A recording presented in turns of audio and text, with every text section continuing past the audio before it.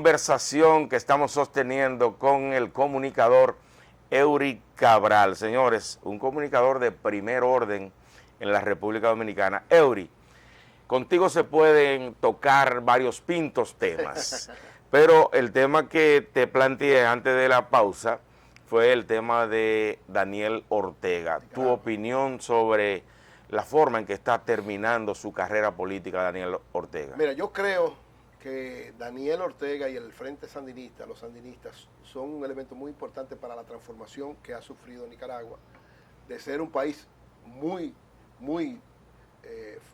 debajo del desarrollo, a lograr lo que los que conocimos a Nicaragua en los años 80, y yo que he ido en estos tiempos, en estos años a Nicaragua varias veces, nos damos cuenta el gran salto que ha tenido, y eso es básicamente debido a lo que el sandinismo ha hecho. Ahora bien, políticamente, en términos de avances, Nicaragua es hoy un país totalmente diferente, muy avanzado dentro del punto de vista de lo que es Centroamérica, sí. exceptuando a Panamá. Y de lo que era en los 80. Y de lo que era en los años 80. Entonces, todo eso se debe al sandinismo. ¿Qué pasa con el sandinismo y qué pasa con Daniel Ortega? Y hay cosas que yo veo que es una gran debilidad. No ha sabido, desde el punto de vista de la renovación del liderazgo. Es decir, la mayor parte de los que estaban junto con él ya no están, y no ha emergido una generación, digamos, relevo, sí, a la que, aunque están, ¿verdad?, sus hijos se ven ahí como eventuales, potenciales, pero no ha habido un relevo político importante. Y el hecho, que mucha gente lo ve cuestionado, y yo creo también que merece algún nivel de cuestión, de que él y su esposa sean presidente y vicepresidente. Eso es una cosa incomprendible. Sí, eso realmente es lo que yo veo. Ahora, desde el punto de vista de, como líder político y como jefe de Estado, yo le doy una gran valoración. Lógicamente, creo que su ciclo político ya debe dar paso a otro. Ya agotó su ciclo. Yo creo que ese es el gran reto que tienen ahora los sandinistas, pero yo no llego al extremo ni que dictador, yo no llego a esos niveles, sobre todo porque cuando tú tienes un país como Estados Unidos, la principal potencia del mundo, afectándote de manera directa. Yo vivía en Nicaragua cuando tenían a la contra en Costa Rica. Sí. O sea, tú tenías un ejército tratando de desbaratarte un país. Luego de eso ha seguido la campaña de los norteamericanos de queriendo dirigir a Nicaragua. Entonces, lógicamente hay cosas que uno no va a estar de acuerdo, pero en sentido general yo veo a Daniel y al Frente Sandinista muy favorable para el pueblo de Nicaragua, pero entiendo, igual que tú, igual que mucha gente, que el relevo político ya debe llegar. Sí, que no debe ser necesariamente un familiar también. Se está hablando de los hijos, eso también tendría sus bemoles, pero evidentemente que hace falta un liderazgo nuevo en Nicaragua. Eury, hubo un suceso en el país contigo que mucha gente lo lamentó y fue un atentado contra tu vida. Sí. Yo quiero que analicemos esa parte porque se produjeron muchos cuestionamientos, muchas opiniones diversas, ¿verdad?, sobre este tema, y de ahí surge un Eury Cabral transformado. De ahí surge la conversión al cristianismo de Eury Cabral. Eso es lo que mucha gente entiende. No, es al revés. Yo creo que yo logré salir ileso de ese atentado. Ya yo era... Porque ya yo me había... O sea, ese atentado fue el 29 de septiembre del 2004. Entonces... Yo me había entregado al Señor el 30 de julio del 2004. Perfecto. O sea, ya yo estaba en los caminos del Señor. Uno se pregunta, ¿dónde hacen esquina el cristianismo y el marxismo? La izquierda. O sea, todo esto, explícanos... Okay. Si se quiere, este sancocho de cosas. Ese cambio. Te hablo de esto primero para entonces puedo hablar del atentado. Mira lo que pasa. Yo digo que los revolucionarios y los cristianos tienen en el centro las mismas ideas, su diferencia es quién está arriba. ¿Qué es un cristiano? Un hombre solidario, sí, que ama, que perdona, que ayuda a los demás, que hace el bien, que se entrega, que hace el bien. ¿Qué es un revolucionario? ¿Qué es un cristiano? Un hombre que hace el bien, que perdona, que busca el favorecer a los demás. En el medio somos lo mismo. Ahora, ¿cuál es la diferencia? El revolucionario es capaz de matar. ¿Cuál es la diferencia? Que arriba, para el revolucionario, está la revolución. Es decir, la vía armada y violenta para conseguir los medios. Para el cristiano, entonces, Dios está abajo. Para el revolucionario. Para el cristiano, Dios está arriba. Es todo eso que él quiere lograr a través del amor, sí, a través de la comprensión. Sí. Y todo lo otro está abajo. Ahora, el centro, yo digo que Dios me preservó el centro, siendo yo comunista, sí, siendo yo, ¿verdad?, revolucionario, para entonces él después hacer el cambio y él se puso arriba. Entonces, esa transformación que yo tuve, fruto de una experiencia familiar particular, fue una experiencia personal que tuve en dos niveles. Lo primero fue con mi hija, la que nació en Nicaragua precisamente, ella tuvo una experiencia, ella da su testimonio sobre eso, pero con algo que yo viví ahí fue que me llevó a entender que Jesús existía, que Jesús era una gran verdad, porque ella estuvo a punto de perder la vida y por la mano de Jesús mi hija está viva. ¿En qué condiciones? Fue una situación especial, que yo dejo que sea ella la que narre esto, pero fue una situación que no hay ninguna explicación que no sea Dios que puso su mano para que ella estuviera viva. Santo Entonces ahí Dios. empecé, yo era comunista, Sí. yo lo viví. Entonces ahí empecé yo a caminar hacia entender, fui donde el pastor, ella era cristiana, mi hija era en ese momento cristiana, yo fui donde el pastor, empecé a discutir con él, a hablar, y empecé entonces ese camino. Y luego el Señor coronó para hacerme ver lo que implicaba, porque después de esa experiencia, y esa sí la viví yo de manera particular, yo tuve un momento en mi matrimonio de infidelidad de parte mía, Sí. estuve a punto de distanciarme de mi esposa, o sea, prácticamente nos íbamos a separar. ¿Tuvo que ver con el atentado esto? No, eso fue posterior, mucho después. Entonces, ¿qué pasó con eso? Ahí en ese momento, cuando ya prácticamente nos íbamos a separar, mi esposa me pidió que fuéramos a la iglesia, que oráramos, y ahí yo sentí... ¿Ya ella era cristiana? Ella y mi hija eran las dos cristianas. Y entonces empecé el camino y restauró mi matrimonio, consolidó el Señor eso. Qué bueno, por eso ustedes cuentan eso hoy como una experiencia de vida. Claro, con el atentado, esto pasó mucho antes de acontecer el atentado, porque el atentado ya yo estaba en los caminos del Señor. Sí. Todo ese proceso de mi acercamiento al Señor se da todo el año 2003, y en julio del 2004, entonces yo asumo a Jesús como Señor y Salvador de mi vida y empiezo a transitar ese camino. El atentado es en septiembre. Yo del atentado siempre digo que el Señor me salvó, porque mucha gente tal vez no lo cree, pero yo me salvé, fueron 9 disparos, 3 de los cuales debieron darme en la cabeza. Sí. Y yo sentí la mano del Señor, yo me aferré. Yo ahí, el Señor me recordó todo lo que yo me había entrenado en Libia.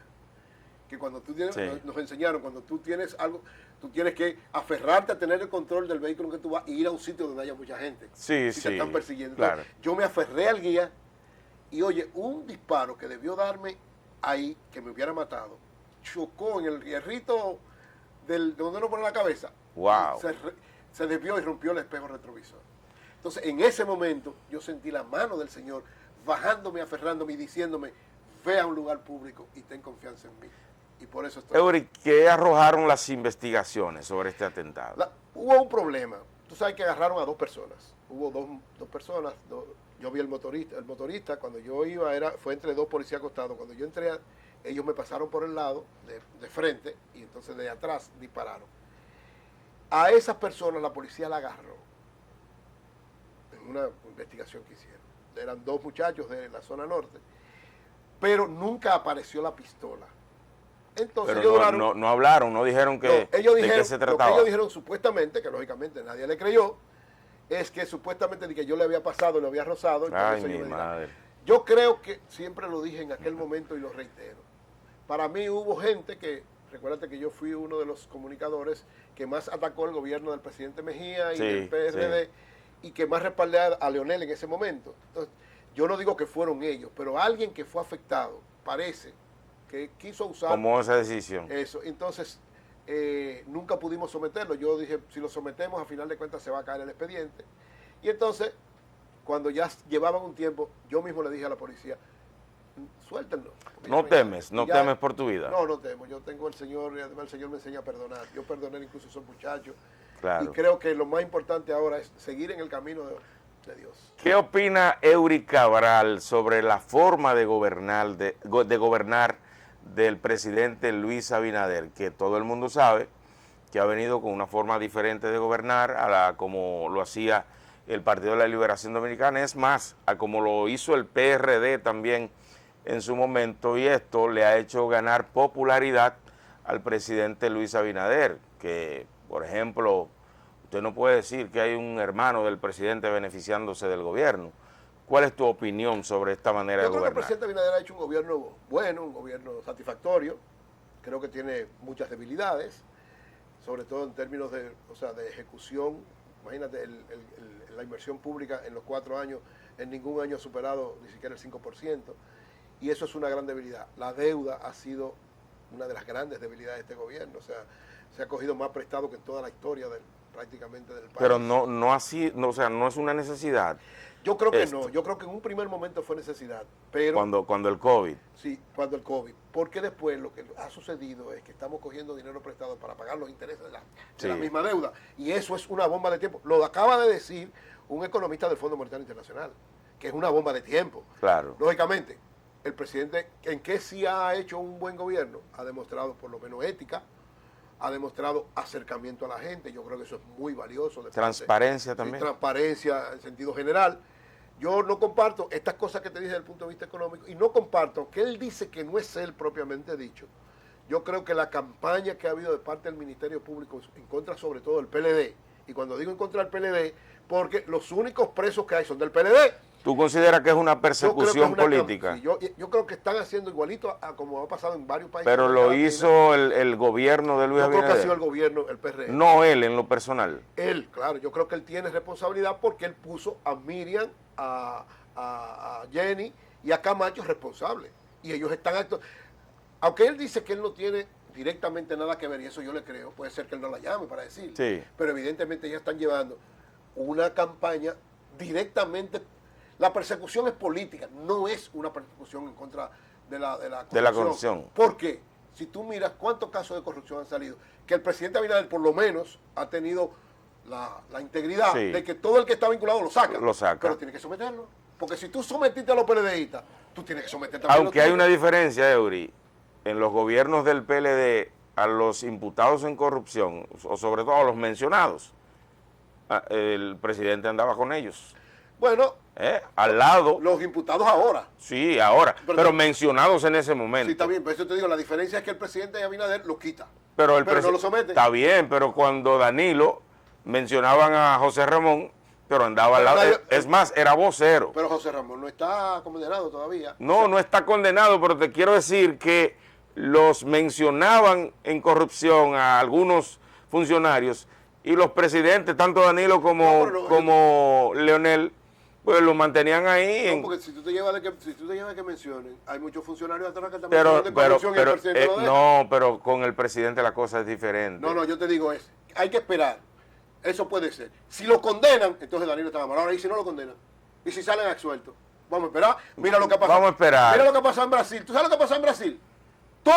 Prácticamente todos los que estaban en los sometimientos de Brasil han sido todos culpados, entre ellos Lula, que ahora es presidente otra vez de Brasil. Sí. Entonces, yo lo que digo... Pero ¿hubo corrupción o no en los gobiernos del PLD? En todos los gobiernos hay corrupción. En todo. En el de Balaguer, en el de Guzmán. Y recuerda Guzmán... Pero ¿en cuáles gobiernos ha habido más corrupción? Bueno, eso habría ¿En los del PLD o en el gobierno actual? Porque la cosa hay que decirla como son. No, porque hay una cosa. ¿Y cuál es la percepción que tiene la gente? Una cosa es la percepción. La percepción es una cosa... Pero en base a la realidad. Sí, pero la percepción no es la realidad. En base a la realidad. No, si tú tienes una campaña contra ti, o sea, siempre el gobierno... ¿Tú piensas que hay una campaña para crear percepción de que la corrupción fue mayor en el PLD que en la actualidad? No, pero no es de este gobierno. Siempre, salvo que hay un acuerdo entre gente de un mismo partido. El gobierno más corrupto es el que se va, siempre. Cuando salió Balaguer era el más corrupto. Cuando salió Guzmán era el más corrupto. Cuando salió Jorge Blanco era el más corrupto. Cuando salió Leonel era el más corrupto. Todo siempre es el que se va. ¿Qué hay que esperar? Tranquilo, el signo de los tiempos y que pase la historia. Yo digo, el gobierno de Danilo Medina ha sido de los mejores gobiernos que ha tenido la historia de la República Dominicana. ¿Que hubo corrupción? Como hubo corrupción el de Leonel, como hubo corrupción el de Hipólito, como hay corrupción en como hay corrupción en todo. Pero yo te pregunto, Eury Cabral, ¿hay más corrupción ahora que en el gobierno pasado? No, vamos a esperar que pasen los 8 años. Pero ya pasaron 4, háblame de los 4. No, bueno, si tú me dices, en los 4 primeros de Danilo y en los 4 de este, yo creo que son iguales. Vamos a esperar que pasen 8 de este, que fueron los 8 de Danilo. Señores, el mejor abogado que tiene Danilo es Eury Cabral. No se muevan. Yo soy muy agradecido de Danilo y muy leal. Sí, pero también, también la realidad no se puede negar. Todo eso... Varias de la gente que están ahora en eso, yo fui junto con Julio Martínez Pozzolo, que fuimos a decirle a él que había problemas. Sí. Por ejemplo, Pagán. Sí. Pagán. Sí. Amigo, hermano de Danilo. No es dirigente del PLD, No tiene nada que ver con el PLD. Sin embargo, varias gente, entre los que te digo, Julio Martínez Pozo y yo, le llamamos la atención. Hay problemas con Pagán. Entonces, hay gente que tiene que ver con eso. Ahora, Danilo, yo te digo, Danilo es un hombre honesto, íntegro en el aspecto político. Yo lo creo. En el aspecto político. Yo lo creo, sí. Entonces, creo que es un líder importante, que todavía tiene mucho que aportar a la nación dominicana, pero evidentemente no es perfecto. Se equivocó. Eso mismo que tú dices. Fue muy permisivo. Fue permisivo en algunas cosas y no tomó las medidas que tenía que tomar en algún momento. Ahora, eso no le quita que ha sido uno de los mejores presidentes que ha tenido la República. Señores, no se muevan. Al retorno seguimos con el mejor abogado que tiene el presidente Danilo Medina, Eury Cabral. Con orgullo. No se muevan.